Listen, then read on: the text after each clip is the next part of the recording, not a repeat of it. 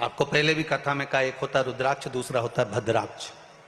दोनों में अंतर होता है। रुद्राक्ष भारी होता है, भद्राक्ष हल्का होता है। रुद्राक्ष में छिद्र होता है, भद्राक्ष में छिद्र नहीं होता है। रुद्राक्ष गोल होता है, भद्राक्ष टेढ़ा होता है। दोनों अंतर बताएं आपको पहले की कथाओं में, सब चीजों का वर्णन है।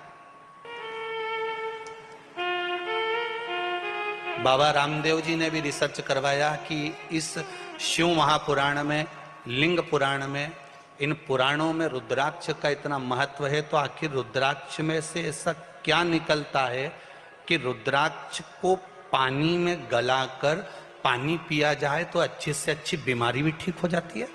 रिसर्च करा गया।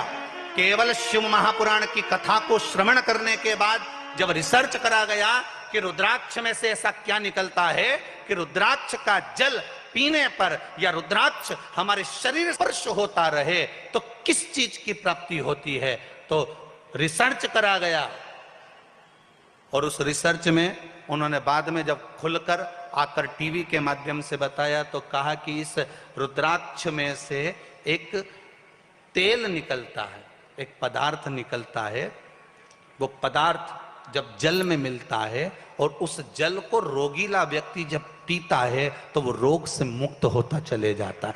जब निकाला तब प्राप्त हुआ। शिव महापुराण में तो पहले से लिखा हुआ है कि रुद्राक्ष को धारण करो। क्यों? रुद्राक्ष की माला इस शरीर से जब तक घर्षण होती है, इस शरीर से रुद्राक्ष की माला लगती रहती है, इस शरीर से रुद्राक्ष की माला जब घर्षण होती रहती है। कई लोग कहते हैं कि उनके पास में कोई ऐसी विद्या है जिस विद्या के बल पर वो छू करते हैं और उनके कहने में लोग चलने लगते हैं। उनके पास ऐसी कोई विद्या है, उनके कहने पर दुनिया चलने लगती है। वो विद्या में कुछ भी नहीं है, केवल एक काम है। आप भी कई वर्षों तक, 4 साल, 6 साल, 8 साल, 4 साल, 2 साल, 3 साल, 1 साल अपने गले में, हाथ में रुद्राक्ष की माला पहनकर देखो और उसका चमत्कार देखो कि वो कैसे सिद्ध होती है।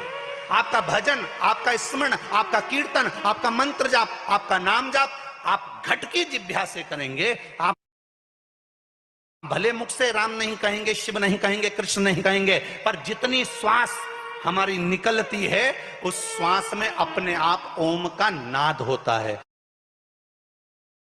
जब हमारे गले से, कंठ से जब श्वास निकलती है, अपने आप उसके ओम का नाद होता है। वो ओम का घट की जिह्वा से निकलना, आपके शरीर में पड़ा हुआ रुद्राक्ष की माला, हाथ में पड़ी हुई रुद्राक्ष की माला, कंठ पर पड़ी, आज जपा जप होता है। आज जपा जप मतलब जिसको जपा ही नहीं गया फिर भी अपने आप ओम निकल रहा है, श्वास श्वास में निकल रहा है, हर पल निकल रहा है। वो श्वास के जप से ये गले में पड़ी हुई माला या हाथ में पड़ी हुई माला हमारी सिद्ध हो जाती है। फिर सामने वाला व्यक्ति भी डरता है कि क्या बोलना है इसके आगे, उसका तेजपुंज उसके सम्मुख में प्रकट हो जाता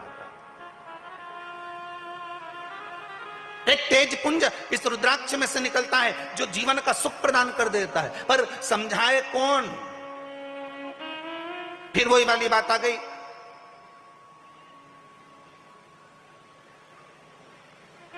सुंदरता होगी तो लुच्चों की नजर होगी, धन होगा तो चोरों की नजर होगी, और गले में अगर रुद्राक्ष और तुलसी की माला होगी तो शिव की नजर होगी। वो नजर रखता